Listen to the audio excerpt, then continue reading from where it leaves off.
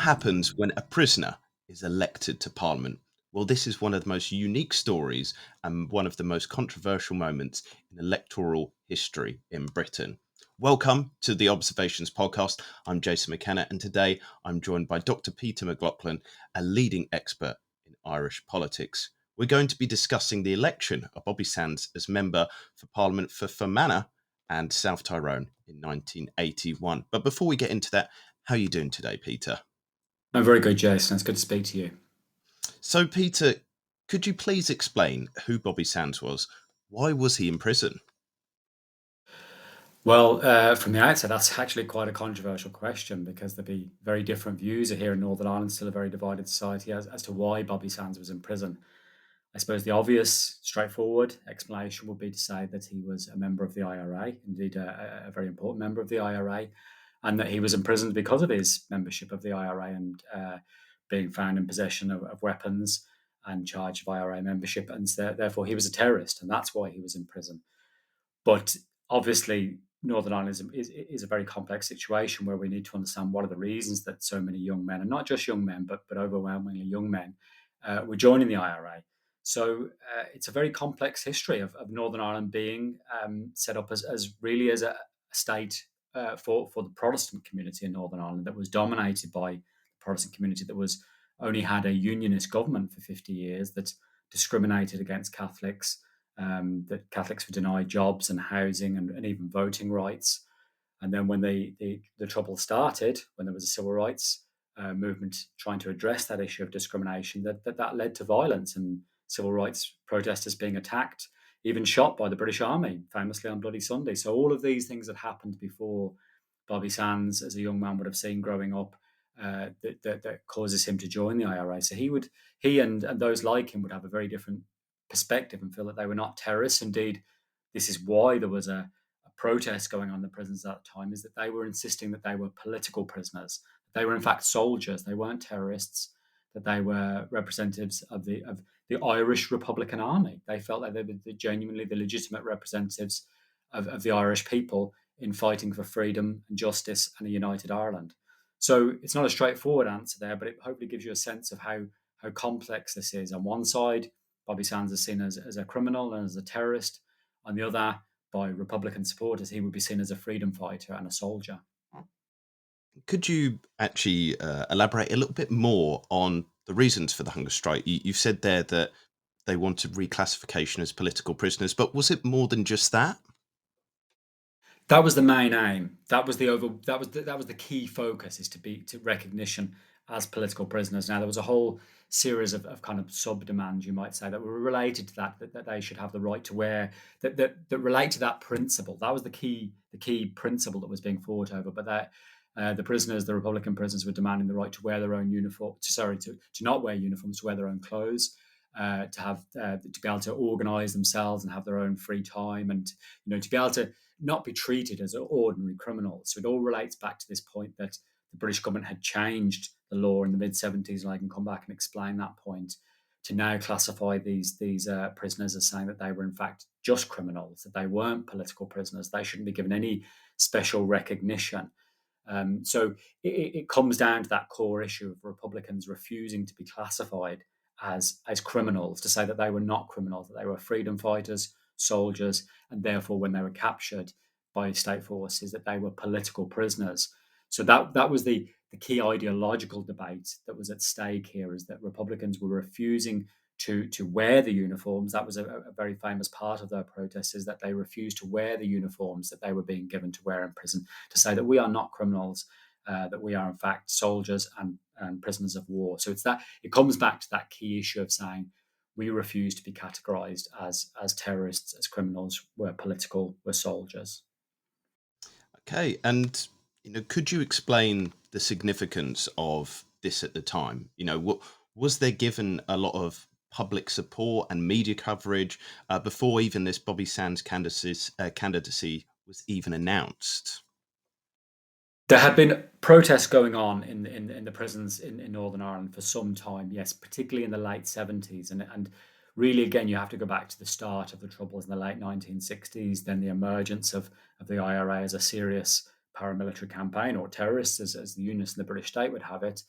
You then had internment without trial, that lots of people, suspected Republicans, were being put into prison without due process, that is, without a trial, which was seen to be, even by British standards, that was wholly illegitimate, that this couldn't work, and that lots of innocent Catholics were being arrested because there wasn't a proper trial process.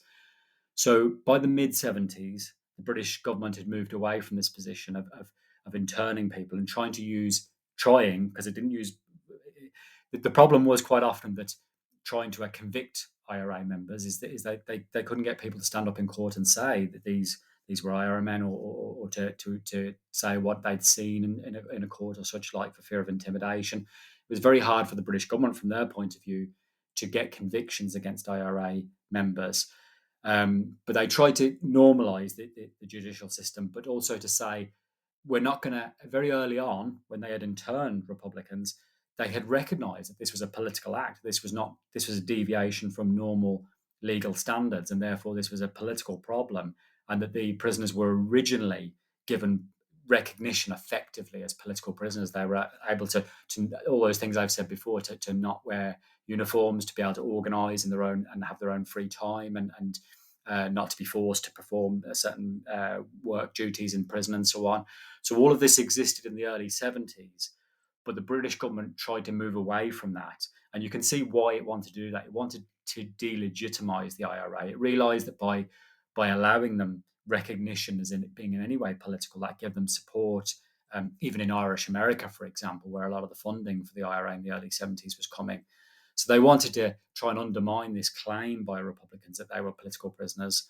And so from the mid 70s onwards, got rid of internment, changed the legal system, and now insisted that Republicans were, in fact, just to be treated the same as any other criminals, as the British government would have it. So it got rid of the political status.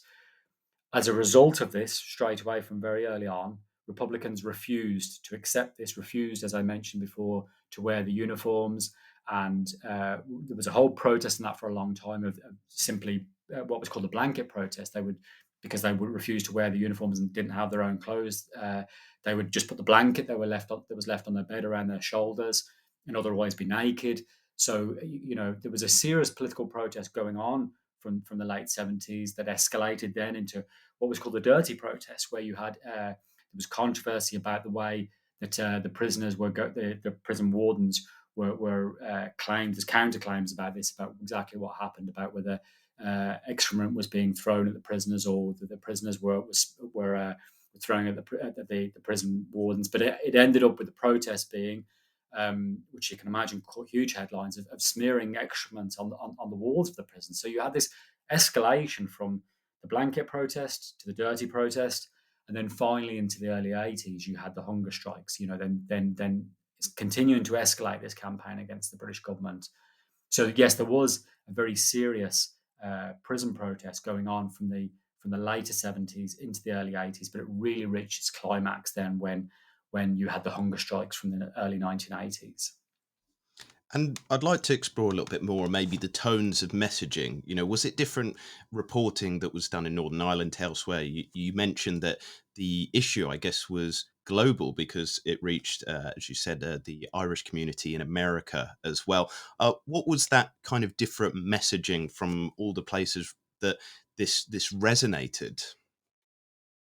Yes, that's a very important point. Northern Ireland was seen differently by different audiences, and particularly in Irish America, particularly even in the Republic of Ireland, is that, again, you have to relate it to the complex history of Ireland. Is that uh, this group, the IRA, would claim lineage to the original IRA, which was, of course, the group which fought for Irish freedom, that secured Irish freedom for the Republic of Ireland, what becomes the Republic of Ireland in the 1920s. So again, to be seen as this history of that's how Irish freedom was gained.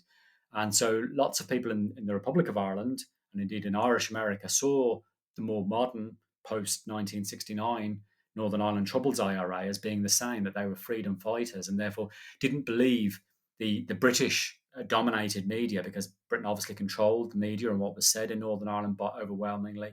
So a lot of the British media reporting on Northern Ireland, what was reported in Britain, would be reported quite differently in the Republic of Ireland, in the United States, and in other parts of the Irish diaspora, but very important and crucial in Irish America, because yes, there was a lot of support. I mean, even people from Irish America who trace their ancestors back to the famine. Again, a very controversial part of Irish history. But even the Kennedy family, for example, their ancestors left Ireland during the famine. So all of this very, very complex history, which is less well known by the British people, obviously, this this led to very different opinions of what was going on in Northern Ireland. Not to say every Irish person or every Irish American supported the IRA by any stretch, but to say that they certainly wouldn't be so believing of the British perspective. And yes, some did. Some did sympathise with it or support the IRA, and there was important funding came in from Irish America to the IRA. So all of this creates this very complex problem where there's very different views about what was going on.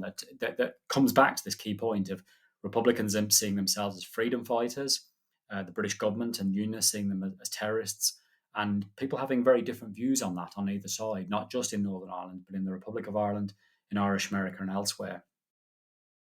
And just before we get on to the ins and outs of the actual kind of election itself, you mentioned a rule change. So, what was the treatment like before that? And was this rule change, challenged at all legally? Well, to go back to what the conditions were like originally, you have to remember that actually Northern Ireland had a very small prison population when the trouble started in the late 60s. So there's this huge influx of prisoners. So they had to build what, from a Republican point of view and from their propaganda, they could sell almost as being, they would present them as being concentration camps, these camps that were set up in which they had a lot of freedom because they weren't orthodox prisons. So you had this radical change by the mid 70s then of prisons being created and the famous H blocks that we're going to talk about a lot more, that these very high secure prisons that were created that allowed then the British government to change strategy to now not allow the kind of freedom that the Republican prisoners and indeed loyalist prisoners, we should note that as well, enjoyed in the kind of camps, the Long Kesh and so on, and McGilligan camps up until the mid 70s. So you had a whole different system from the mid 70s. It's not just the rule change, but now to have a hugely increased prison capacity and much more secure prisons. And therefore, it became a lot more, from a Republican point of view, a lot more controlling, a lot more hard line. And don't forget, these prisons would have been run overwhelmingly by unionists, by the Protestant population, as indeed the police was. Again, it explains part of this problem that, you had one community really running Northern Ireland, the unionist Protestant community, including the government up until 1972, but even after that, when the British government takes over, still running the police overwhelmingly and the prison service. And so certainly there were instances of prisoners being mistreated by prison wardens and so on, and human rights abuses going on in prisons by the police and so on. So again, this would feed into Republican propaganda, but some of these human rights abuses, these were proven by Amnesty International, and the Bennett report by the British government also acknowledged that some of these abuses were going on. So it's not a straightforward thing where one side was completely in the right here. Republicans would argue that they were being abused and mistreated in the prisons, but it still goes back to this core ideological point of saying even if they were being treated fairly, they weren't being treated. They weren't being treated as normal criminals. In fact, there were instances of Republicans being beaten and so on in prison, so they weren't being treated completely normally. But even if they were being treated without those human rights abuses going on, they would still argue, I would believe, that they wouldn't accept to be classified as criminals. So it still comes back to this core ideological dispute of Republicans claiming legitimacy to say that they are a political mandate, they are mandated by the Irish people to fight for Irish freedom, that they're soldiers, versus the British government and unionist community saying these are just terrorists, these are criminals. So let's focus our attention on the seat itself. Before 1981, this seat in Northern Ireland had already a heated history behind it, being passed between Unionists and Nationalists, but also infighting as well. So, could you give a short history of the Fermanagh and South Tyrone seat? Yes, well, as you say, today even it is still a constituency. It's got a very controversial history, as you note, but it's still a constituency that's relatively evenly balanced. There's a slight, it's held still now, well, it's held now by Sinn Féin. There's probably a slight majority nationalists, but of course that also reflects the fact that the population has changed in the years since the hunger strikes and over all that period.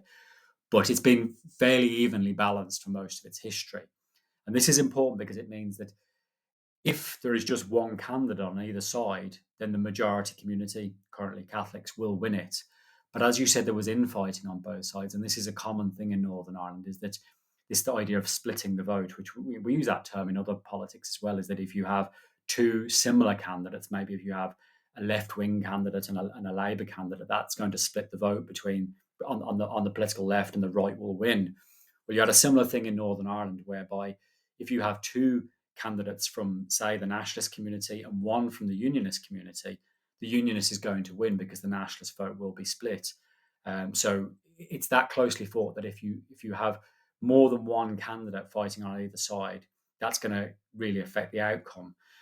And what was, I suppose, controversial about Fermanagh and South Tyrone is because of that, because it was so closely fought, is quite often there was an agreement on both sides to just field one candidate.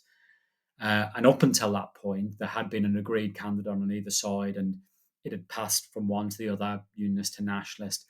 At the time of the hunger strikes, it was being held by a candidate from the nationalist community who had a Republican background, but had since moved, disavowed violence and was not representing Sinn Féin or the IRA, but would have arguably have kept that seat if facing a unionist candidate. And they, by pure circumstance, this is what arguably created this famous historic moment, passed away at that time. So you had now a situation where there was a possibility of an election again, which gave Republicans, having their prison protests, saw this as an opportunity now to stand their candidates. The question would be, which we might get onto, is whether the SDLP, the normal moderate nationalist party, would normally contest that seat as well against Republicans and say, not believing in violence and saying that they would stand against a Republican candidate, whether they were going to do likewise. Because if that happened, it would pass to the Unionists. So again, it's quite complex what I'm explaining there, but hopefully it's made sense. Is that depending on the number of people who stood in the constituency, it could go either way. But if you had a straight fight, as turned out to be the case with Bobby Sands' election, it was more likely that the nationalist or Republican candidate would win. Well, let's get on to the ins and outs of the election because, as you said there, it was brought about by the sudden death of the previous MP. But how quickly were the cogs, starting? How quickly was there an awareness that prisoners or Sinn Féin that this could actually evolve into a political opportunity? I think there would have been people very early on in the Republican movement who would have saw this as a huge opportunity. Because again, you've got to relate it to Irish history. This had been done before, that in the 1920s, throughout Ireland, before there's a Northern Ireland, you had a similar thing where you had an IRA campaign and you also had the original Sinn Féin party. Again, this is such a complex history that there was a party in the 1920s, Sinn Féin, that the modern Sinn Féin claims heritage from, and that had used similar tactics, that had fought an armed struggle against British forces in Ireland, but also had elected its Sinn Féin candidates. So tried to do the same thing of having a military campaign and a political campaign to say British rule is unacceptable in Ireland. So this is part of the Republican tradition, is to say that we're going to fight on two fronts, that there's going to be a military and a political struggle. So I think there would have been very early on Republicans who would have saw this as an opportunity. Where I think there would have been debate is in Northern Ireland at that time. Probably very few Republicans, there was certainly debate amongst the Republican leadership, felt that they could actually win that seat because of what had been going on for so long, for over 10 years, then of an IRA campaign that had involved terrible atrocities. I've mentioned Bloody Sunday before, but again, similar things on the other side of the bombing campaign of the IRA and Bloody Friday, and lots of innocent civilians being killed in Northern Ireland and indeed in Great Britain, the Birmingham pub bombings, Guildford, etc. So, for all of these reasons, Republicans probably doubted that they could win a significant number of Catholic votes in Northern Ireland. So I think there would have been some Republicans. Apparently, there was a significant debate about those who felt that it could be a disaster if they stood and lost. Because again, you have to put it in the context where the British government and Margaret Thatcher, who was leading the government at that time, was very clear on this: is that these are criminals. They are not political. They have no political support. So there was a risk for Republicans to stand with a huge prize from their point of view if they could contradict Margaret Thatcher and say, well, actually, we do have political support.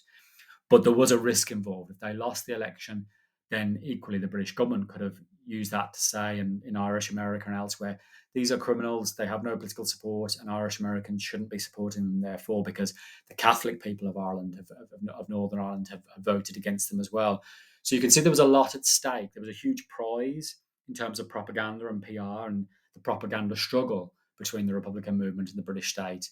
But I think Republicans would have saw very early on that this was something that worth trying, and as it turned out, they were successful in this instance, and very importantly because it changes the direction of the conflict there afterwards.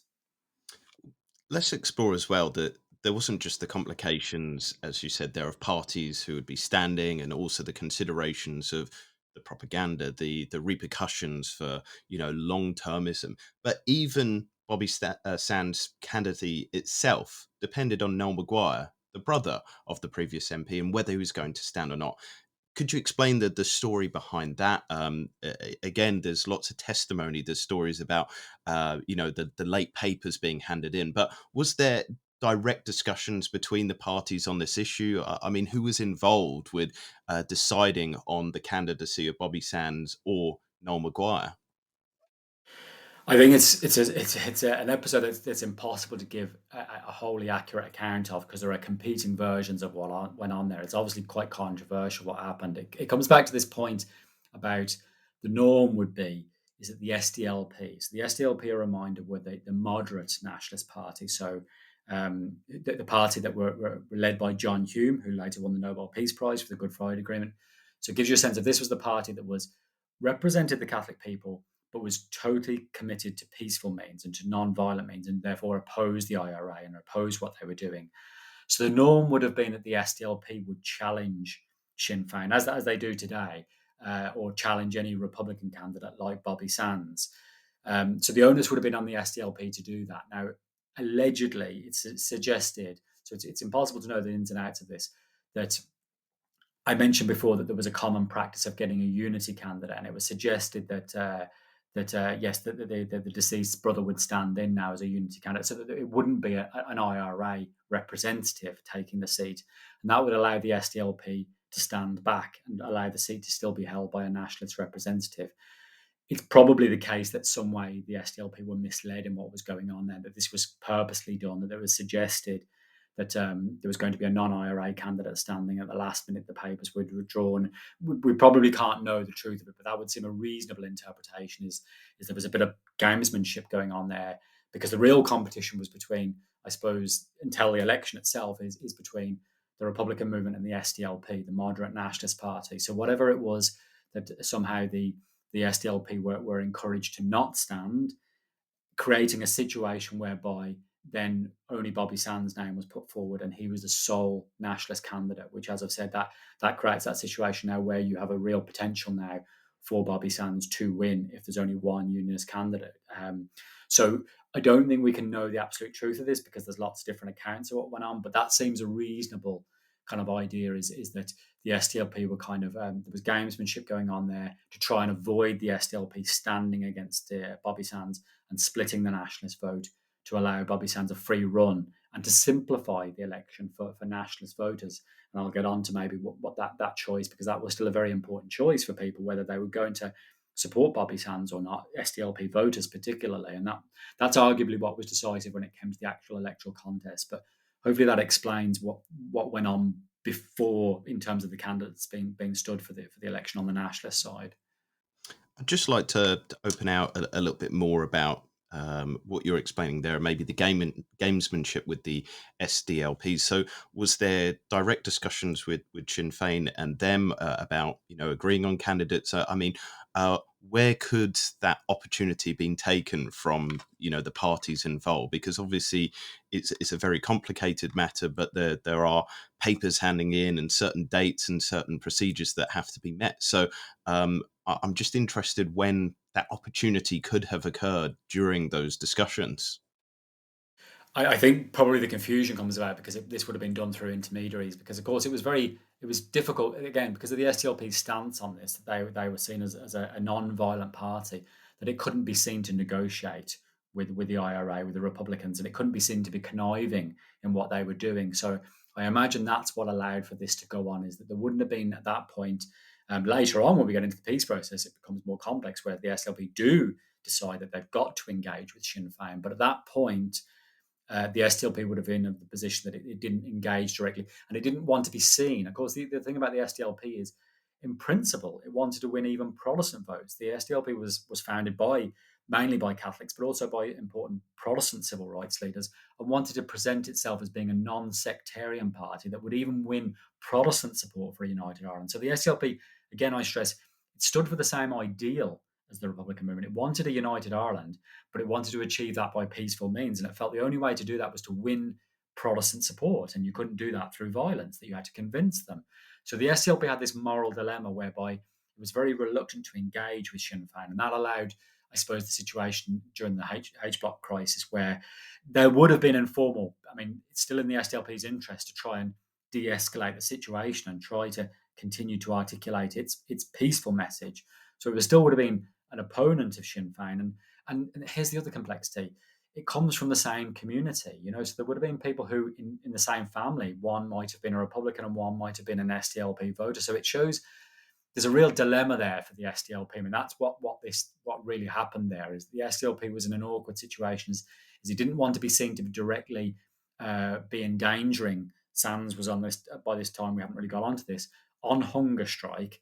And the SDLP did not want to be seen as siding with the British government in a situation that might cost Bobby Sands his life, because that would also cost the SDLP votes in the Catholic community. So again, you've got this dilemma for the SDLP. It doesn't want to be seen as aligning with the Republicans or conniving in what they're doing, because it wants to try and win Protestant support for a united Ireland. But equally, it comes from the Catholic community, and it cannot be seen to be in any way conniving with the Thatcher government's hardline stance on the prison protests, because it will also lose votes from the Catholic community. So I think that it tries to, hopefully, it's very, very complex, but explains there was a real dilemma there for the SDLP that allowed itself maybe to be led up the garden path a little bit, in terms of saying, okay, well, there's going to be a unity candidate. Neither Republicans nor the SDLP would stand. And that at the last minute, clearly, Republicans were playing a bit of a fast one there and putting Bobby Sands' papers in alone, and so that he was the sole candidate from the nationalist community. So, in the end, as you've explained there was one nationalist candidate and one unionist candidate. Did that play into then the campaign that was had on the ground? What kind of messaging did come from that in the end? That meant it was a much more straightforward, in some sense, still highly, highly controversial, but a more straightforward struggle, because, yes, you just have now two candidates. And really, on the unionist side, it's very simple. Okay, so you have one unionist candidate, the leader, in fact, Harry West of the Ulster Unionist Party at that time. So there's no real debate on the unionist side. They're going to vote for the unionist candidates. They're obviously even more going to make sure they come out and vote that day, because they're not just standing against the SDLP. They're standing against or against a unity nationalist candidate. They're standing against, from their point of view, an IRA terrorist. So the unionist vote, very, very straightforward. They're now all going to rally behind Harry West. But as I've said, it was quite a closely fought constituency, probably even in the early 80s. It was a slight nationalist majority, as it is today, even more so. The dilemma, therefore, was on the nationalist side, and it echoes some more I've already said about the SDLP and really the SDLP voters. Because again, we know how Republican-minded voters, people who were supportive of the IRA, were going to vote. They were going to vote for Bobby Sands. So the real dilemma and the real question, the real debate now was all about whether moderate SDLP voters would also vote for Bobby Sands. If they didn't, then Harry West would obviously win.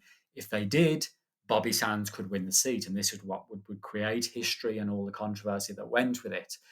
So there was a real dilemma there for the SDLP, again, like there was in terms of whether it was going to stand a candidate. And again, you might think that it's a straightforward decision for SDLP voters. Well, they don't believe in the IRA, they don't accept violence, so they can't vote for Bobby Sands. But again, we have to put this in a wider context of what was going on, so that there's the prison protests. Now there are, and I've said it escalated to the hunger strikes, and I think we really need to stress how polarizing and how dramatic and how excruciating this was. The idea of 10 Republican prisoners starving themselves to death slowly as a matter of political principle. So, whatever people's opinions of these people, of the things that they've done that end up them being in prison, and some of them have committed horrific acts, of course, as part of the IRA, they show that they were also prepared to not just inflict suffering as they had done as IRA members, but also endure suffering and to die horribly and excruciatingly over a long period in order to prove a political point. I think that means, again, it'll be very hard for people who have very different positions on this. And most unionists would say they're still terrorists, they're still criminals, okay? But most people from the Catholic community would see this differently. Even moderates, even those who abhorred violence, would say if Margaret Thatcher continues her stance of refusing any concession, because again, it's complex. I have to take a slight detour here. The Irish government was also involved in this, trying to get Thatcher to offer some compromise where there wouldn't be political recognition of the IRA, but there would be changes in the way that the prisons were organised. That there were a kind of a humanitarian solution. That there would be better conditions in avoiding human rights abuses, and there was some kind of fudging of the issue there, where the IRA prisoners could be treated better, but not given political status. So Thatcher refused any concession while the hunger strikes were taking place. Now, those changes were made after the hunger strikes, but Thatcher, probably true to her reputation, refused any compromise until the hunger strikes ended.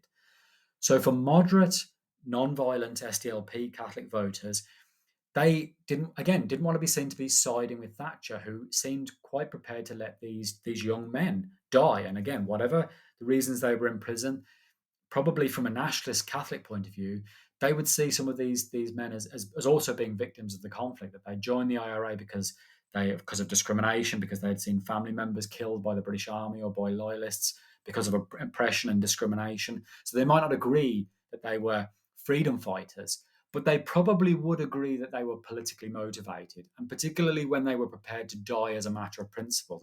That would be the subtle, and it's quite hard if you don't accept this point of view to see that, is that SDLP voters would have a moral dilemma. They would say, we don't agree with the IRA, but we do agree there's a political problem, that these are politically motivated people. We're not going to agree with Thatcher in saying that these are criminals who if they're going to starve themselves to death, should be allowed to die.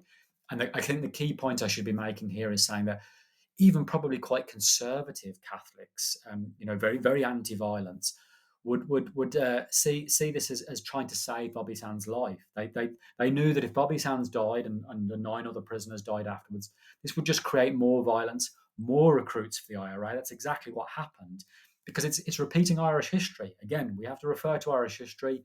The same thing happened in 1916 when there was a rebellion in Ireland and the leaders were executed by the British government. It just meant more people joined the IRA. So it's a very different historical reading, and coming from a different tradition, the Catholic nationalist tradition. Even moderates didn't accept that Thatcher had the right approach. And a lot of them felt that they were voting for Bobby Sands to try and save his life, that if you voted for Bobby Sands, Thatcher would be forced to compromise and you would get a resolution without more lives being lost. So you can see how, while it was a dilemma for a lot of SDLP voters, a good number of them did eventually vote for Bobby Sands, because they said, look, the situation is not going to be resolved by these men dying. And indeed, because even SDLP voters by the early 80s, they'd been fighting for civil rights since the late 60s, and there hadn't been significant change. So I suppose there was a real frustration within the nationalist community, even amongst moderates, who were prepared to, I guess, what it was seen there as lend their vote to the Republican movement to make a protest about this. So again, unionists would not accept this. They would see this in a very different way, that now even moderate SDLP voters were voting for a terrorist. So again, you can see it's very polarizing on both sides, and it's very complex to explain. I have to kind of go into a lot of detail there, but hopefully I explained that there was a real moral dilemma there. But it turned out that, yes, a lot of SDLP voters were prepared to vote for Bobby Sands. A lot of them probably thinking that would force Thatcher to compromise and to find some solution short of recognising the IRA as being political, but to change the prisons and bring about a more humanitarian system that would avoid and de-escalate the situation that was going on in the prisons. But hopefully, explaining a lot of different historical angles on this, that makes some sense to you. Yeah, I want to focus a little bit as well now on the campaign itself. Because of this highly controversial situation, were there any moments where tensions rose? You've talked there extensively about violence conducted on both sides. Was that used as part of this election to maybe intimidate and create certain results? There would have been violence throughout. I mean, this is a period where Northern Ireland was very, very severe violence from the late 1960s onwards, and the hunger strikes heightened that because of what was at stake here. Yes, so Republicans continued their campaign. Loyalists, we've not mentioned, I mean, we shouldn't forget that there's violence coming from the loyalist community as well, of loyalist paramilitaries, kind of a counterpart to the IRA, killing innocent Catholics. Something that was going on particularly by the IRA at that point was, which relates specifically to the prison crisis, is a lot of prison wardeners were being attacked, and prison governors, because they were being seen to be in charge of this regime. That was, as I've said, there were instances of human rights abuses going on, and prisoners being beaten and so on. So the IRA had always targeted the police and the army, but also was targeting a lot of prison wardens who tended to be, as I've already noted, overwhelmingly Protestant. So again, Eunice wouldn't see this as being a part of a response to human rights abuses that are going on in the prisons, and quite a lot of Eunice denied that and refused to accept there were human rights abuses, or if there were, felt the IRA deserved to be denied their human rights. So they saw this as simply as Protestants being killed, as Protestant police officers and Protestant prison wardeners. So the violence that was going on in this period was just fed into the political polarization, of what each side thinking they were right in their opinions, of the Protestant unionist community feeling that the IRA were simply terrorists, and that if the SDLP voters dared to think of voting for Bobby Sands, they were endorsing killing of prison wardeners, of RUC officers, and so on. So the violence was incredibly polarizing. Equally on the nationalist side, Republicans, continued to be killed and suppressed by the British Army and by the RUC, and imprisoned, and the human rights abuses I've talked about. So on both sides, the violence and the human rights abuses going on just fed into this, and was further polarizing, and led to it being a very highly, I mean, all elections in Northern Ireland in this period, all of them were highly contested and highly controversial, because there was always violence going on. But it spiked during the hunger strikes because of what was going on, because of the huge tensions around it, because prison wardeners and some of them killed in front of their family members and so on. So again, on one side you see this as a horrific terrorist organization. On the other side, Republicans would say we're killing those who are committing human rights abuses against our comrades, as they would see it. So it's a very, very polarizing period. The early 1980s was the most polarizing period since the early 70s, when you had Bloody Sunday and the worst of the violence. So the violence really did pick up again in the early 80s, and it's very, very much reflecting what's going on in the prison protest. So we're going to take a short ad break now, but make sure to stay tuned, because in the second half of this podcast, there's still a lot to discuss, with more of the campaign analysed, and then the victory of Bobby Sands in that seat, and also finally the kind of long-term implications as well. But we will see you in a little bit. So Peter, after that ad break, I want to discuss now the kind of fascinating fact that Bobby Sands was in prison. He couldn't give speeches. He couldn't knock on doors. He couldn't partake in any traditional way in terms of how a normal election happens. How was this campaign managed? How was the message spread in the local community? I suppose because of the reasons I've outlined, of how polarizing this and what was at stake, his life and the others who were also on hunger strike at that time, there wasn't really need for conventional, what we would think of as the normal electoral canvassing. And similarly on the unionist side, as I'd said, unionists felt, outraged at the idea that there was simply a Republican candidate, that the SDLP had not stood against them, and they needed no motivation to go out and vote as well. So what we might think of as the kind of, it wasn't a normal political system. There was a very serious conflict going on. So even again, in most elections in Northern Ireland, while there is those conventional methods of knocking on doors, and there is now, once we have a much more normal system, in that period, actually, these things were not normal. I mean, you had instances of people, election canvassers being shot and so on. So, there was a really serious conflict going on here. So the kind of conventional things we'd associate with this, Um, they don't work in the same way.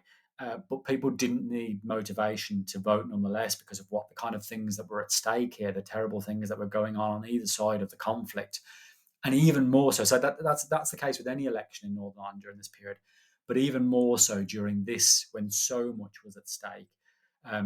Bobby Sands didn't need to be outside knocking on doors, and of course the Republican movement and those supportive of him, the H Block committee would have been doing this. There would have been people obviously holding rallies and protests, but these would be more important than conventional knocking on doors. And again, it's not like a normal election that you would have in Great Britain or in the Republic of Ireland or America or anywhere where people wouldn't be canvassing on all doors. You wouldn't go to certain areas because they would be very Protestant or vice versa, very Catholic, very Republican, or very loyalist. So it's hard to explain how different Northern Ireland was, and therefore how polarizing it was, and therefore you don't need, in a way, those conventional methods. That the politics was on the news every night, and a lot of it was the politics of atrocities, the killing and the hardship and everything else that was going on, and the human rights abuses and everything that was going on, meant that people didn't. They knew who they knew who they supported or who they were going to vote for. The only thing that was slightly different this time is as I say, it comes back to this dilemma of whether SDLP voters, because that's what the question was during the campaign: is are SDLP voters prepared to put aside their pacifist principles and vote for Bobby Sands? They might argue with the idea that they're going to try and help stop the violence or stop the prisons protest by getting the British government and the system to give a fairer system to the IRA, to Republican prisoners, because the SDLP's position would be this is feeding support for the IRA. Unless you change the prison system, unless unless you stop the human rights abuses, unless you give them some kind of special measures that allows them not to create propaganda out of this, and to have the blanket protest and the dirty protest and everything else that had happened, you're just fueling support for the IRA. So the SDLP would have seen a lot of voters, I guess. I mean, I can't know what their motivations were, but we know a lot of them must have voted ultimately for Bobby Sands, despite the fact that they were committed to peaceful means. They must have felt that they were doing this was the lesser of two evils. This was a way of de-escalating the crisis, and of saying to Margaret Thatcher, you must see that Northern Ireland is different. That whatever your views of these prisoners, just calling them criminals is not helping. In fact, that's helping their propaganda struggle, because again, it was arguably an own goal by the British government to take away prisoner status, to political status, to create this struggle in the prisons. It created a forum for the Republican movement to now protest in Irish America, in the Republic of Ireland, elsewhere. And so the SDLP would have had their own interest in trying to stop that, and trying to stop the situation, which is exactly what happened. It didn't work as they hoped, is that where Republicans realised they could now win political support. So, as I say, it was arguably an own goal by the British government in taking such a hard line stance, in refusing any compromise over the prisons, while there were, abuses going on and other things going on in the prisons. They didn't try to bring about some humanitarian compromise on what was happening.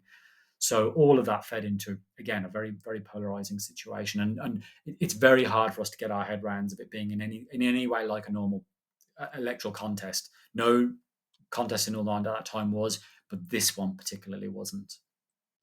And just to explore those unconventional methods, as you described there, a little bit more, how were messages getting out from the prison? Were there letters smuggled, or other ways to communicate messages from inside the H block to those outside?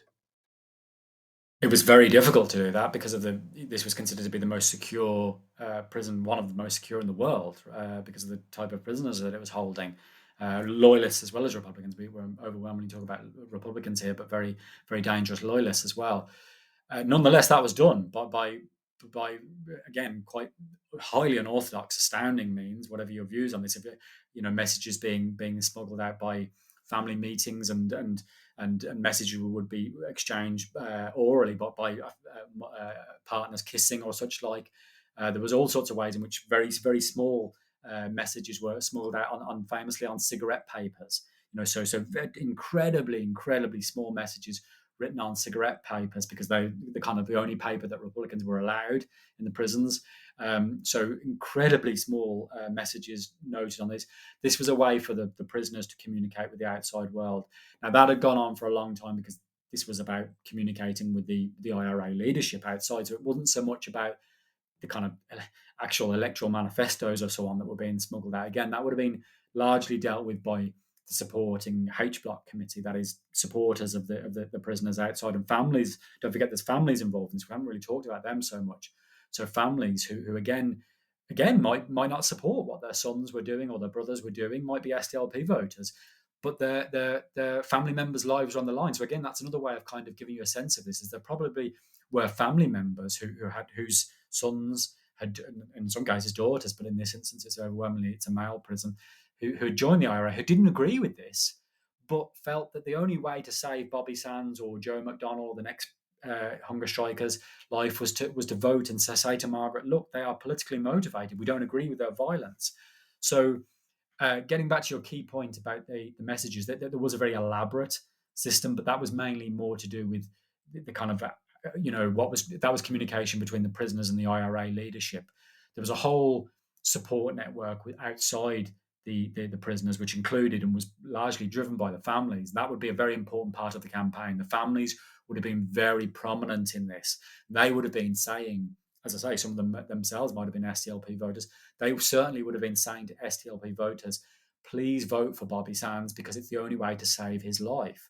So that would have been, again, it's so different to any regular British election or American election, that at the forefront of this would not have been regular manifestos, because there was no manifesto here. There was one key argument. It was saying these are political prisoners, and the key argument was save Bobby Sands' life.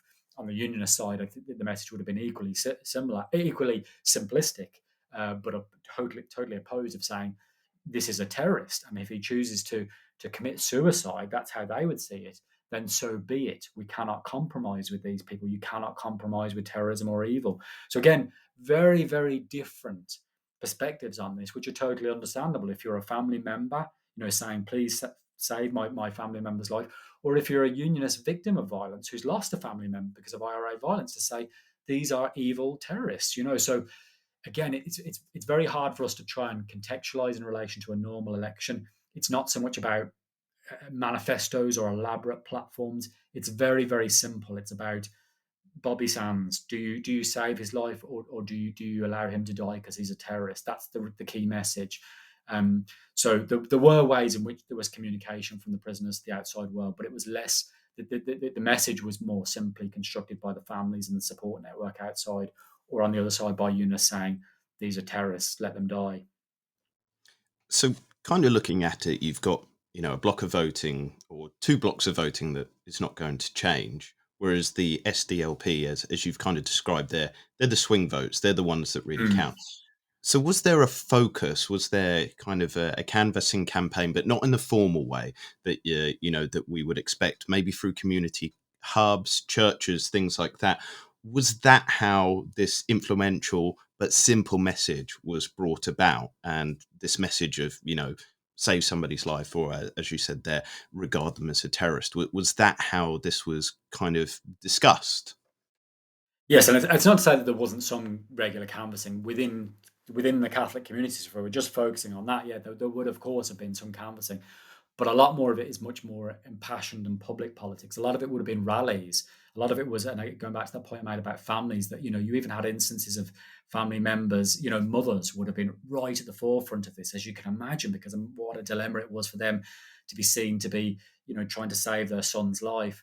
So they were put at the very front of this and going up on podiums and speaking, and that would have been more the kind of campaign that was going on. It was a very public and dramatic kind of politics that was going on to try and persuade the SLP voters to say, look, whatever you think about the IRA, whatever you think about Bobby Sands, this is unjust what's going on in the prisons, and you have to vote to save his life. So again, it's such a much more dramatic form of politics that's going on, that involved a lot of, again, which was common to Northern Ireland, a lot more public politics.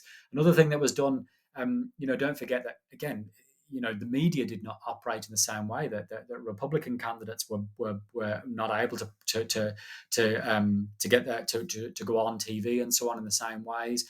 as easily. So a lot of it was done through community politics. A lot of it was done. It's still a tradition here in Northern Ireland today to done on the walls of houses. There's still this tradition in Northern Ireland of murals being painted on gable walls. And we still have today kind of some of the existing murals of celebrating. Bobby Sands, his image is still on the headquarters of Sinn Féin's political offices in West Belfast to this day. And those kind of messages would have been put up on the walls. There were very famous messaging put up of counting the days that the hunger strikers had been on protest. They're counting down the days in which they had not taken food. So there was a very, very public, dramatic kind of outworking of this in the Catholic community, and a very whole different mirror image set of messaging going on in the Unionist community. Similarly, a similar tradition of painting their messaging on the walls and so on. Again, it's such a different political context. So there was campaigning, but it's a campaigning of a quasi civil war that was going on in Northern Ireland at that time, because that's kind of what was happening. And so, focusing on the legislative rules, because obviously, again, this is a situation almost unheard of somebody being elected whilst they're in prison. Was there no block to somebody being in prison being able to run or even become a member of parliament at that time? There wasn't, and I suppose it's quite surprising. So it was an error, because obviously they changed the rules very, very quickly afterwards. As soon as Bobby Sands was elected, they rushed through legislation in Parliament to stop this ever happening again, because the likelihood was that he was going to die, and another prisoner would have taken his place. So very quickly they saw that that was a shortcoming, the British government, in that this had been allowed to happen. And it is surprising as well, because again, there is a history here of in Irish politics going back, is that lots of again, it goes back to the 1920s, the original Sinn Féin, the original IRA, that you had the famous, political leaders of later of independent Ireland, like Eamon de Valera, Michael Collins, all of these figures had all been imprisoned at different times and had won elections as well. And so there was a history there. So it is a little bit surprising that for whatever reason there was a loophole there that allowed this to happen. I'm not sure if there was an instance of an actual someone in prison before in Irish history being voted, but there were certainly instances of people who were elected and then were put in prison, and indeed of hunger strikes. When we get onto that again, there are historical precedent here that the very famously Terence McSweeney, the Lord Mayor of Cork, died on hunger strike in London and Brixton prison in the 1920s. So again, all of these things had happened before, which again would explain why people from the Catholic community, people from the nationalist tradition, would have a different view on this and would see this as being, well, this has happened before and the British haven't learned and they haven't given us justice from their point of view. And it is, going back to your question there, it is a little bit surprising that there wasn't any legislation there to try and avoid this. No one had thought in this modern era that Republicans would put forward a candidate, because up until the hunger strikes, even Republicans themselves had not considered that they would win a seat in this context. Okay, so in the modern Troubles, Sinn Féin had not stood for election, or had not really. They maybe had stood for election, but not really had a chance of winning. It was only in the hunger strikes that you created this very polarizing, impassioned situation, a life or death struggle, that allowed the possibility of Bobby Sands winning the election. And then, only then, do you have Sinn Féin becoming a serious, starting to actually contest elections regularly. Up until this point, we've got to remember there's no real Sinn Féin. It's really just the IRA. The Republican movement is just the IRA. And Sinn Féin is as Gerry Adams famously described them, as being a very poor cousin of the IRA. And it gives that sense of the relationship, is that it wasn't really an actor. It's through the hunger strikes that now Sinn Féin becomes a kind of, rises up to become like a co-equal with the IRA, and later through the peace process overtakes it and becomes the dominant force of the Republican movement. So that's why this election is so transformative, is it actually does lead the Republican movement towards a political strategy and eventually to the peace process, one might argue. And building upon that, was there any attempts then, once the candidacy was announced from the authorities, to actually oppose Bobby Sands from being elected? We talked a little bit earlier about rules being changed for the prisoners, but was there any discussion about rules being changed to stop him in that 1981 election? I guess there would have been. I'm sure there would have been efforts. I'm sure the British government would have seen what a disaster this was going to be. Whatever the outcome, it was going to create a huge propaganda for Republicans again in Irish America and elsewhere. So I'm sure that efforts were made. But I guess it would have been seen that doing that so deliberatively at the last minute to try and change the rules once Bobby Sands had stood for election would be seen. It would again feed into the Republican campaign of saying this is not a democratic state. If the rules can be changed to stop someone from who was allowed to stand to now suddenly change the rules, that would have just been used by the Republican movement to say, to fuel their argument to say this is not a democracy, that the rules are made up as you go along by the British government. So by that stage, I guess it was on the road to a hiding anyway. That they did change the rules afterwards, but I think probably there wasn't time to get the legislation through Parliament. I guess the complex way in which Westminster works, it was rushed through afterwards very quickly. But I don't think there wasn't time. I mean, don't forget, this was a by-election because somebody had died. So this was a very quick process. So I don't doubt that the British government would have considered and possibly tried to do that, whether it was an issue of simply legislative timing or the fact that it was considered that it would look terribly like you were thwarting democracy, because Republicans could then argue, well, you're afraid of an election. You've called us criminals and you're afraid to stand against us. So they would have made a propaganda victory out of that as well. So it was the British state was in a lose-lose situation at this point. This situation of Bobby Sands standing, the sheer coincidence of an electoral representative dying and therefore creating this space for him to in Northern Ireland to contest the election. This was going to happen anyway. All the British government could do was try and minimise the damage. But I have no doubt that it would have tried everything it could to minimise the chance of Bobby Sands winning in any way it could. It couldn't openly support the Unionists, but I'm sure that in any way that it could furtively through the media and so on, it would have been trying to delegitimise Bobby Sands and saying the same thing that Unionists were saying: this is a terrorist. Any SDLP voter who votes for this is supporting terrorism. So the British government would have very much wanted Bobby Sands to lose, but it probably was too late to avoid the election taking place, I would imagine.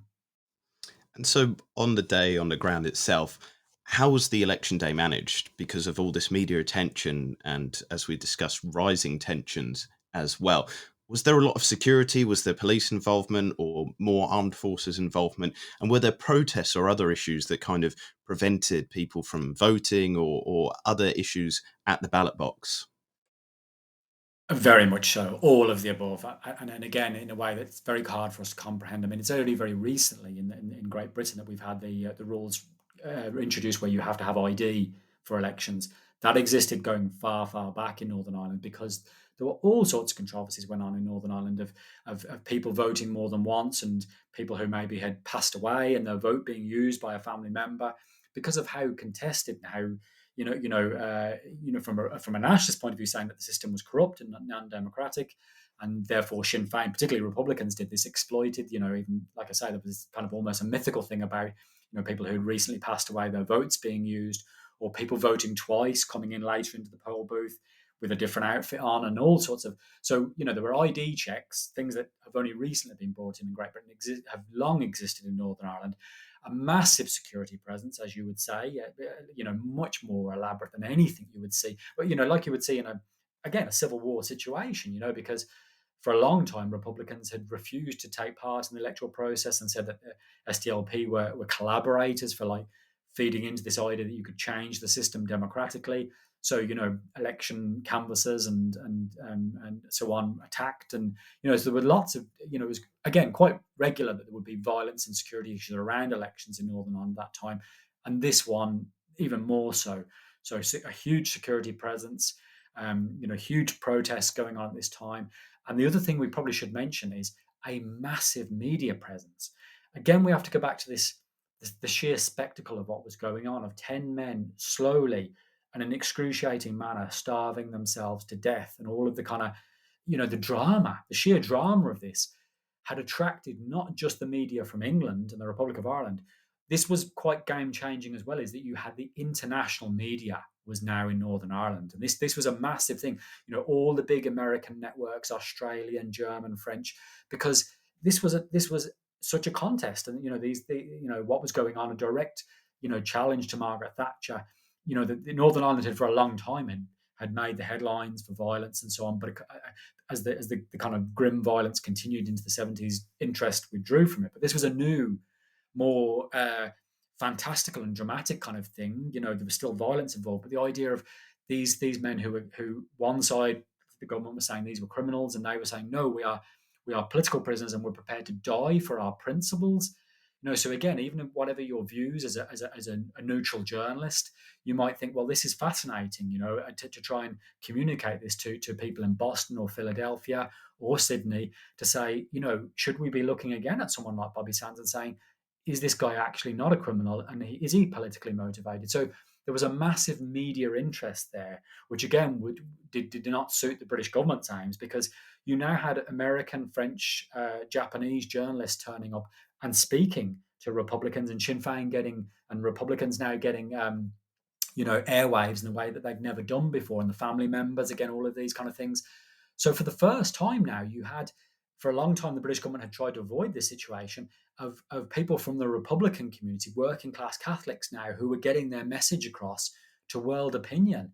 So again, this had a massive effect in places like Philadelphia and Boston, where there were a lot of Irish, in places like London and Birmingham, where there were a lot of Irish, that people were seeing and hearing what working class Catholics were experiencing them. And even those who were not sympathetic to the IRA, were showing the soldiers on their streets or occupying their schools and all sorts of, the things that we cannot get our head around, that were not at all normal, that were normal in Northern Ireland, that it would be quite normal for army to install, if they felt there was a security reason, a security installation in part of a primary school or such like. So all of these kind of things were now being broadcast to the international media, and making people question what the British government was doing in Northern Ireland, and showing that it wasn't a straightforward situation, that there were reasons why you had young people like Bobby Sands joining the IRA, whether you agreed with them or not.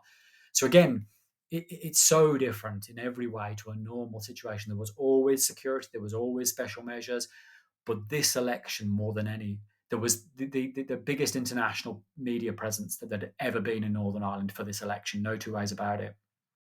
So let's look at the actual victory itself and explore the impact as well. First of all, how was the vote split when all the counting was done? Was it a close election?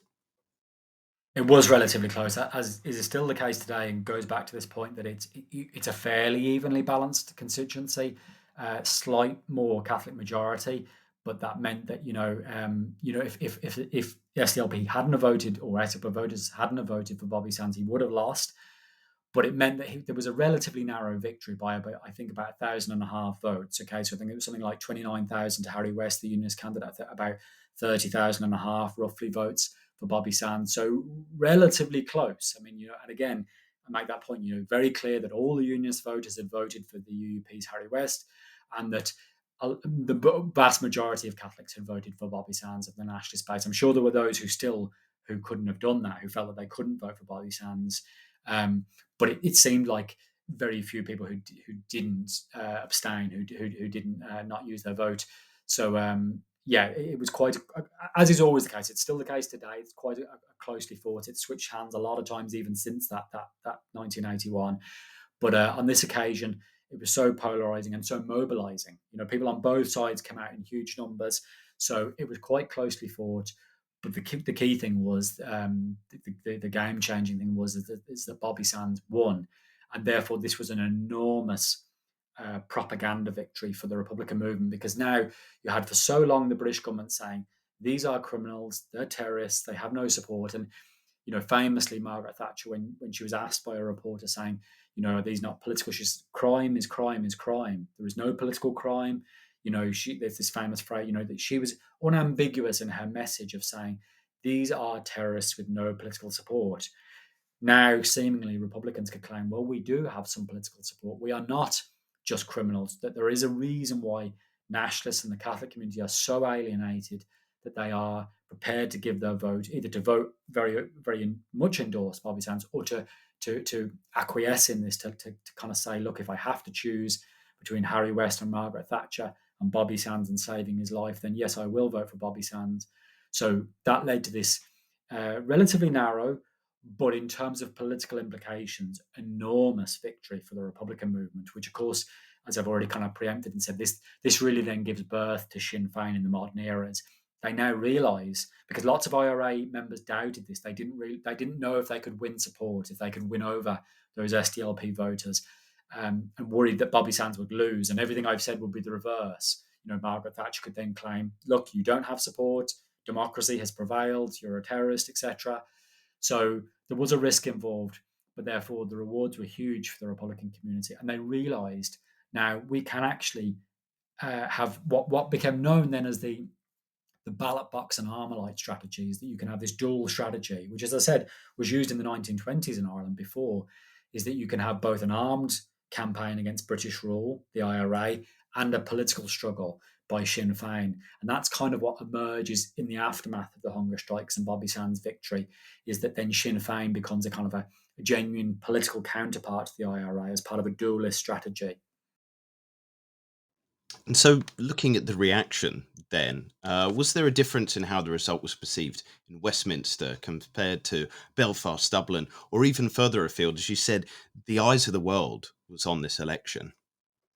Absolutely, and yes, seen, yeah, very very different. I mean, and you mentioned Westminster. I mean, that's the ultimate irony. Of course, Bobby Sands can't take his seat. I mean, Republicans wouldn't have took the seat. They're still Sinn Féin today, abstaining from Westminster.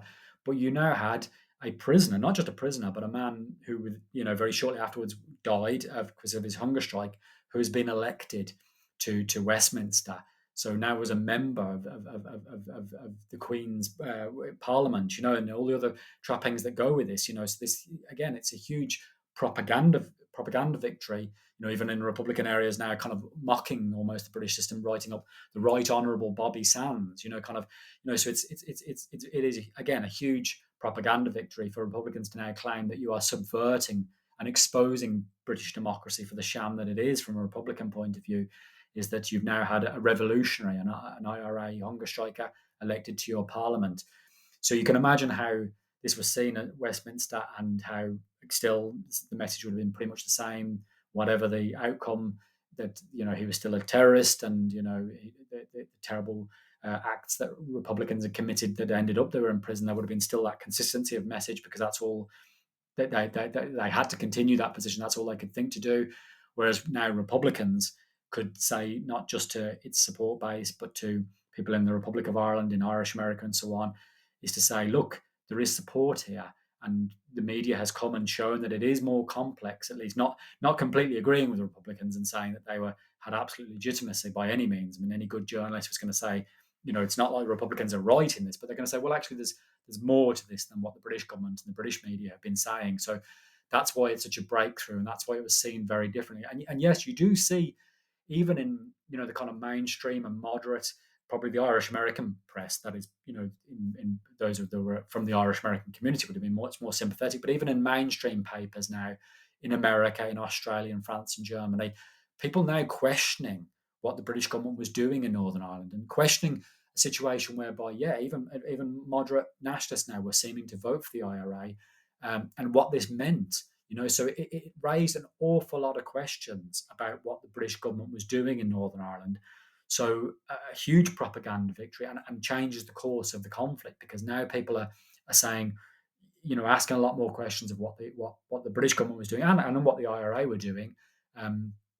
But it's creating a whole different way of seeing things, and a massive impact in the Republic of Ireland. I've mentioned it briefly, but we should note that two prisoners candidates were also elected to the Irish Parliament during the hunger strikes. Well, it helped bring down a government in Dublin. In fact, it was more destabilising what happens in the Republic of Ireland. And all of this has a radicalising effect on politics in the Republic of Ireland, which also, forces the Irish government to start taking more interest and trying to get a solution in Northern Ireland. So it's not just the impact it has at Westminster, but also at Dublin, also in Washington, and throughout the rest of the European community, and indeed the world. There was all sorts of things happened as a result of this. I mean, I think it's in Iran, I believe, that a street was named after Bobby Sands as a result of his death. So had huge international implications of what happened, because other radical groups, leftist and anti-colonial liberationist struggles, saw Bobby Sands as kind of like a Che Guevara figure. So he became a kind of even in radical Palestinian or Asian and African liberation movements, took notice of what was going on. And again, for all of these reasons, it was a huge propaganda victory for the Republican movement. And focusing on the goals of the hunger strike itself, was Margaret Thatcher affected at all? Did it move her in terms of actually agreeing to some of these demands? Did it force her hand? No, not in the first instance. It's a very good question because it's complex, like all of the questions to answer this. So no, Margaret Thatcher, as she famously said, is not, the lady's not for turning. She did not give in, and she continued to refuse to compromise until a further 9 prisoners died, and then eventually it was the hunger strikers called off their strike. So in a very simple term, you could say that Margaret Thatcher won, right, because she faces down the hunger strikers and she defeats them, and they don't get their political recognition. They don't get any changes in the system until they call off their hunger strike. So, in a very simplistic view, you could say Margaret Thatcher won the battle of wills, whatever the costs in terms of PR and the propaganda struggle. But it's I believe the better way of putting it is she won the battle, but she lost the war because of what happens, what follows after this. Okay, so first of all, I think recognizing that it probably had created, could have avoided this situation. The British government, as soon as the hunger strikes were ended, it brought in a lot of the changes to the prison system that the Irish government had been arguing for. Trying to avoid this situation, try and a more humanitarian way of running the system and avoiding abuse of prisoners and so on, to try and get short of political recognition. So that crucial point is the British government still did not, and the Irish government didn't support that either, recognition of the IRA as being political, but they conceded a lot of the actual practical issues they were asking for in terms of freedom of association and to get education in the prisons and so on. So in practical terms, it got a lot of the changes short of political status. Okay, so I want to keep stressing that point, that the British government said it wasn't going to compromise on that key point. But what happens after the hunger strikes does, I would argue, change Margaret Thatcher's mind about Northern Ireland. It's not the hunger strikes in and of themselves, it's the rise of Sinn Féin afterwards. So, as I've said, you now have this position whereby Sinn Féin sees it can win votes, starts to regularly contest elections and compete against the SDLP, and starts to routinely win about a third of the Catholic vote.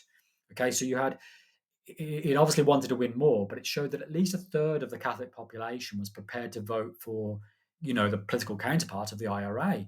So this again continued this process of contradicting Margaret Thatcher, that there were lots of Catholics who did believe that it was legitimate to vote for this party and that the IRA were politically motivated. And I don't think Margaret Thatcher could ignore that. She couldn't ignore the rise of Sinn Féin, the rise of Sinn Féin in the Republic of Ireland as well. And it was massively destabilising. And the key fear, not just for the British government, but for the Irish government also, was the fear that if you allowed this to continue unchecked, Sinn Féin would continue to grow and eventually it would start to outpoll and eclipse the SDLP.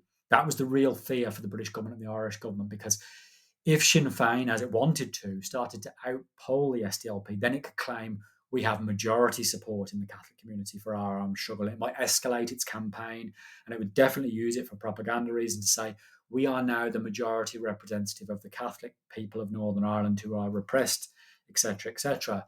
So there was a real fear that this was like a growth of Sinn Féin, that you had to change your policy. So although it took a few years, I would argue that the Anglo-Irish Agreement of 1985, so it's 4 years later, you now have the Thatcher government signing an agreement with the Irish government, which was, again, I would argue, is the start of the peace process. It's a very important step forward. What that agreement, in very basic terms, did is it said the Irish government is now going to have a voice in running Northern Ireland alongside the British government. The British government was still sovereign and was in charge and made the final decision, but there would be an Irish voice. And what this was, in a way, was a kind of a substitute for what we have now as power sharing, because at that time, Unionists refused to accept even the SDLP, even a moderate nationalist party, to share power in Northern Ireland. So it was kind of, the Anglo-Irish Agreement was kind of a substitute for power sharing, to say, okay, if Unionists won't accept power sharing and equality for nationalists, then the Irish government will perform that role and it will speak for nationalists. And in a way, it will have helped to try and avoid the mistakes the British government has made with the hunger strikes and so on. this is the real start of change in politics in Northern Ireland. Obviously, unionists were outraged by this, didn't want any Irish government role in Northern Ireland. But that's the start where you get things starting to move forward. It was very hard to see at the time. The violence continued for many, many years afterwards, but you now have an Irish voice in running Northern Ireland. And I would argue Margaret Thatcher did that in response to not simply the hunger strikes, but the aftermath, the rise of Sinn Féin, the political kind of dimension of republicanism couldn't be ignored. And Margaret Thatcher, to her credit, recognised that and saw that she had to change British policy. And indeed, she was the Prime Minister, I would argue, who most radically changed British policy regards Northern Ireland in starting to grapple the situation and to recognise that the British government couldn't manage Northern Ireland without an Irish input, without an input from Dublin. So, although it's a few years afterwards, I would argue Margaret Thatcher, she kind of, as I say, she could argue she wins the battle, but she loses the war in the rise of republicanism. But she also is smart enough to say we're going to have to change policy. Not to concede to Sinn Féin, never accepts that the IRA are political prisoners, none of that, but to say we're going to have to work with moderate nationalism. And if the UUP won't let the SDLP have a voice, we'll work with the Irish government representing moderate nationalism.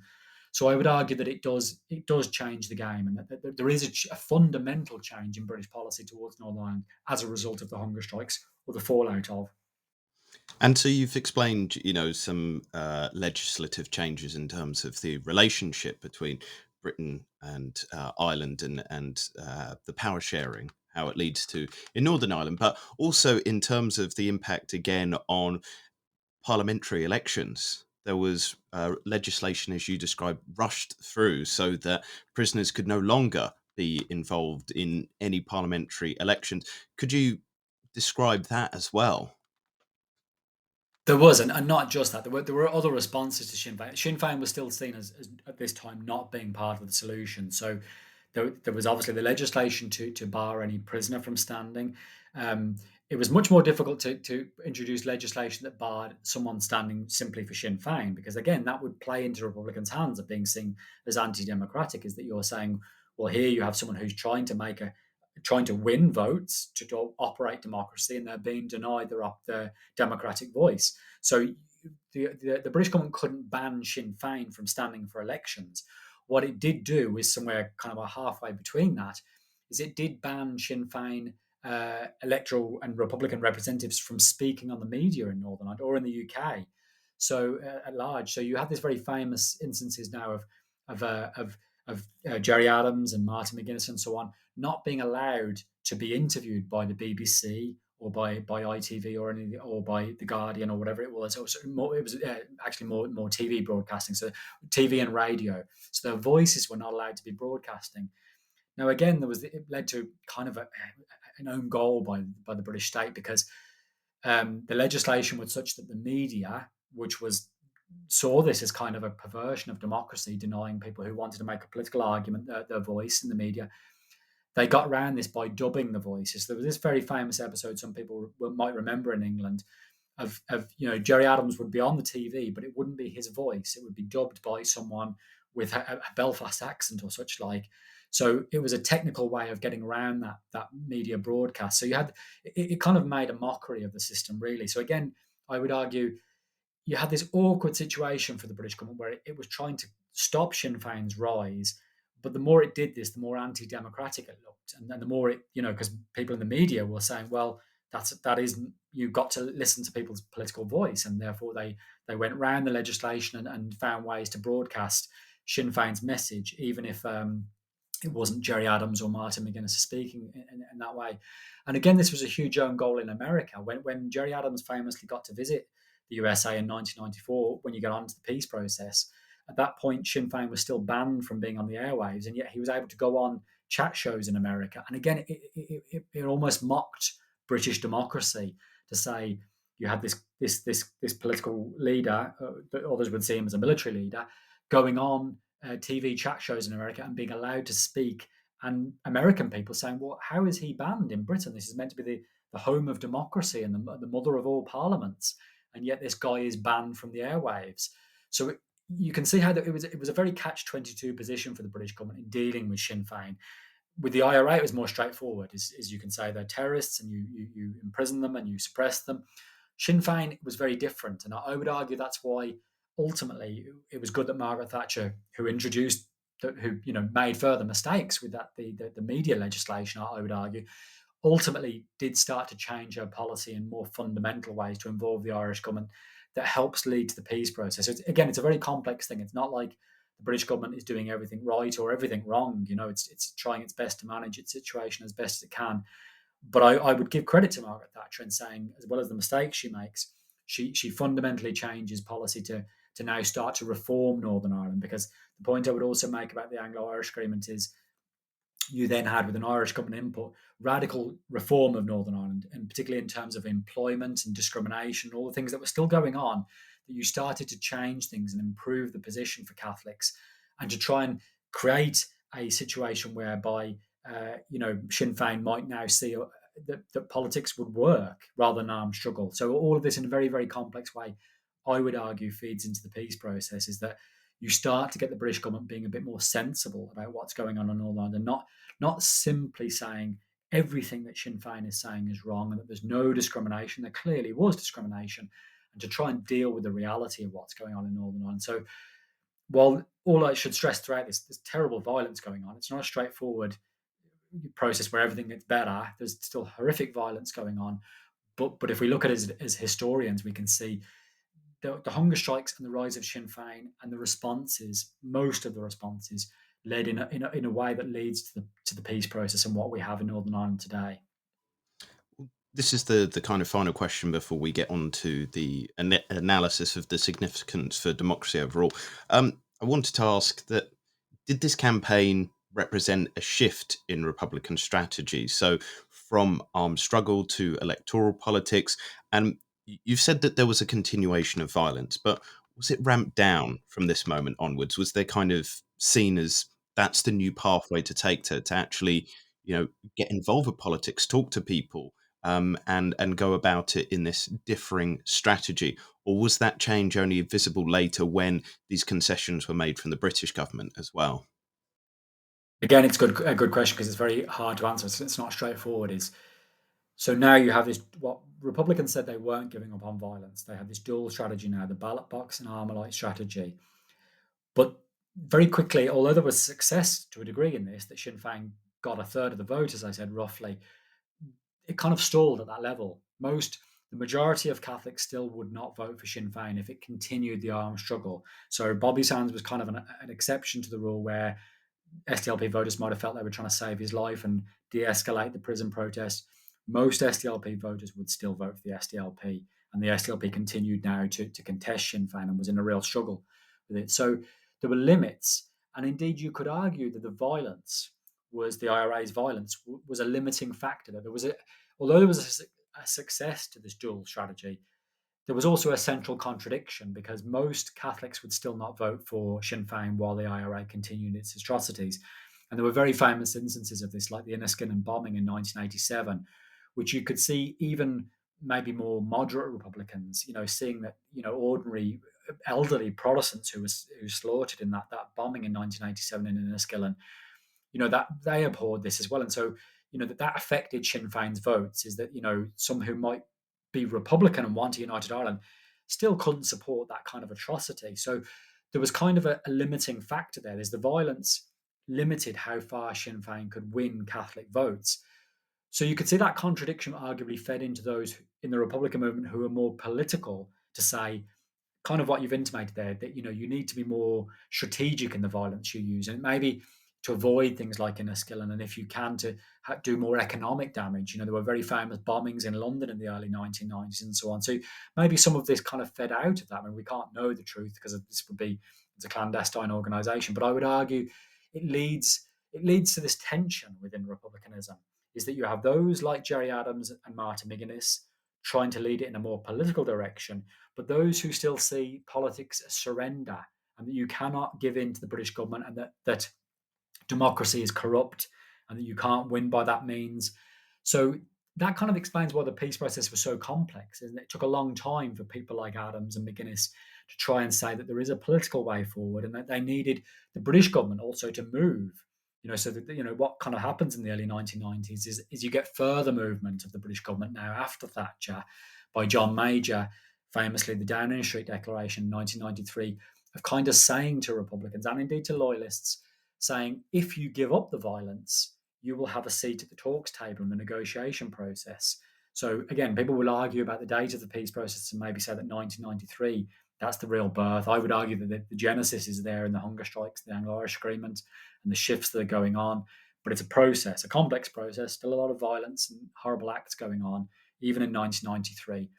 But you have continued learning by all sides. So certainly by Republicans that they're trying to move to a more political direction, but also learning by the British and Irish governments. They're now saying, well, actually, if there's a side of Republicans that are moving to politics, should we try to reach out a hand to them? And that's kind of, in very simplistic terms, what was done in the early 1990s, very cautiously, because there was a lot of distrust on both sides, is that the British and Irish governments in the Downing Street Declaration said, Republicans, the IRA, if you cease fire, then Sinn Féin can sit at the talks table. And indeed, if loyalists cease fire, they will have their political representatives will have a seat at the talks table.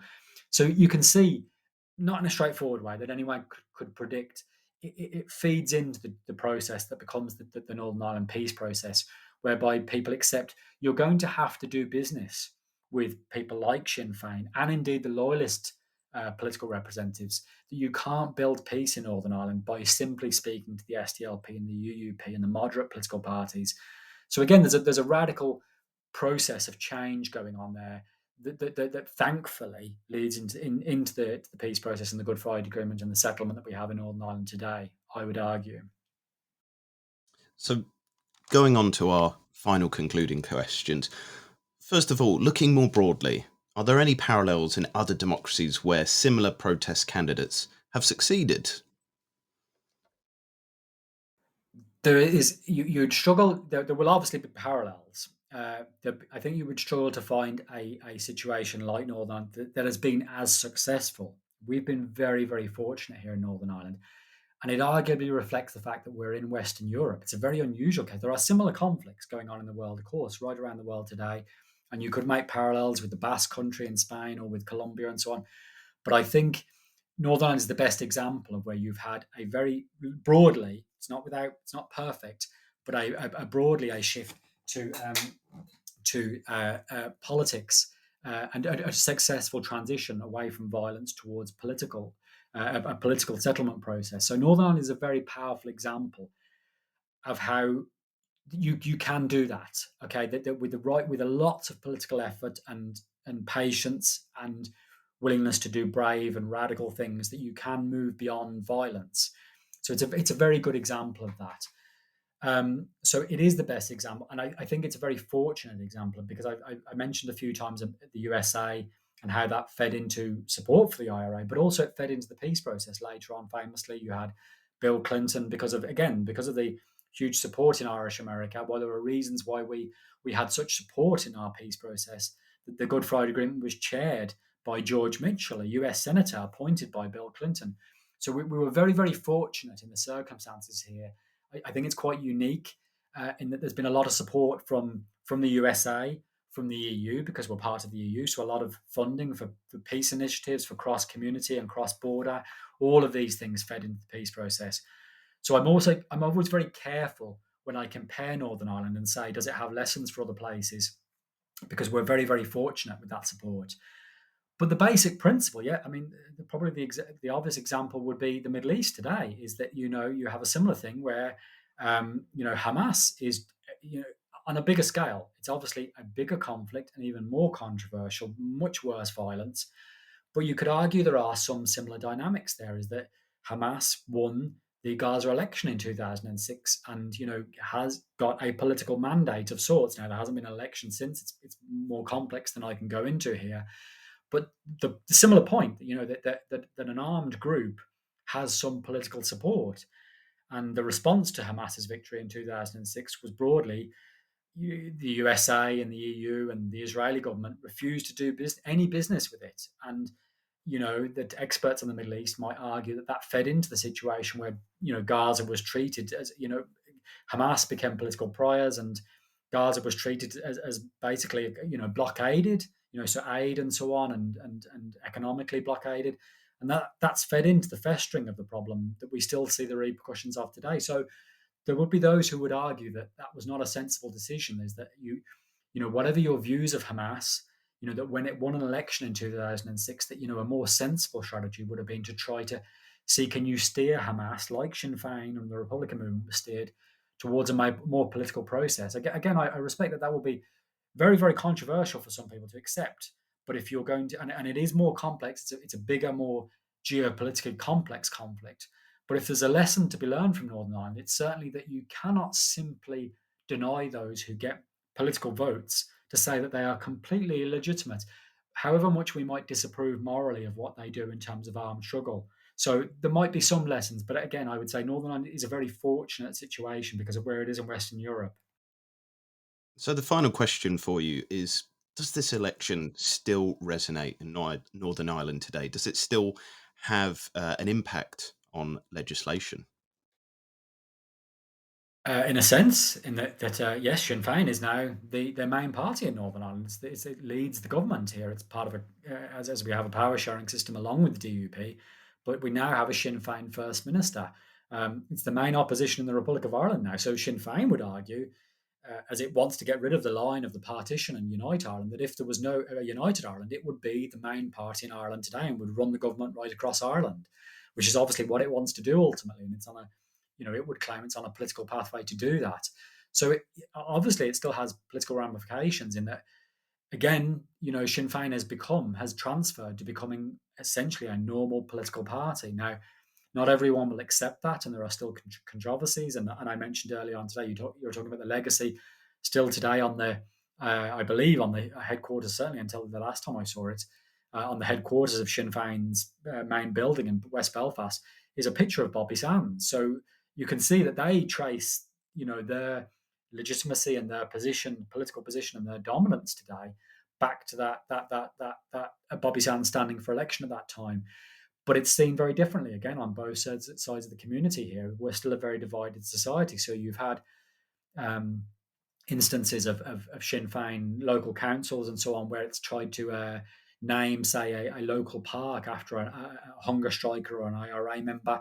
And obviously UNIS, and particularly UNIS victims, or even if you might not be a UNIS, you might be a Catholic victim of IRA violence, abhor that, who say, well, you're celebrating people who were terrorists. So you still have ideologically that same debate, thankfully on a much lower scale, without the ramifications and the continued conflict going on.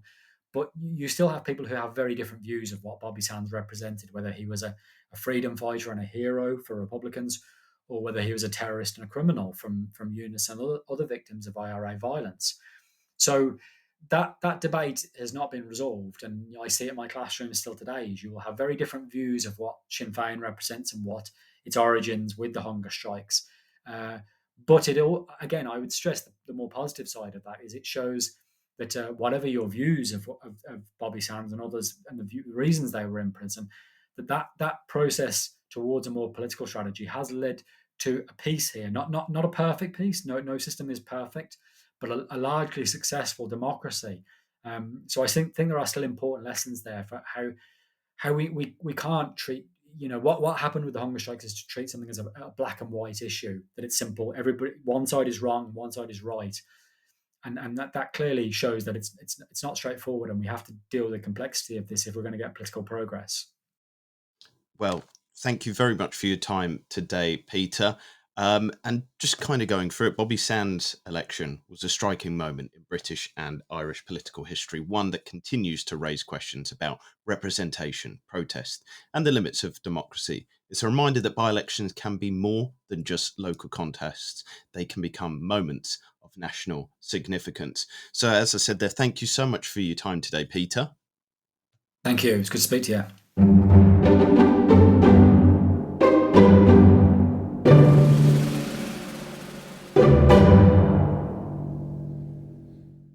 The Observations podcast is being brought to you by Democracy Volunteers, the UK's leading election observation group. Democracy Volunteers is non-partisan and does not necessarily share the opinions of participants in the podcast. It brings the podcast to you to improve knowledge of elections, both national and international.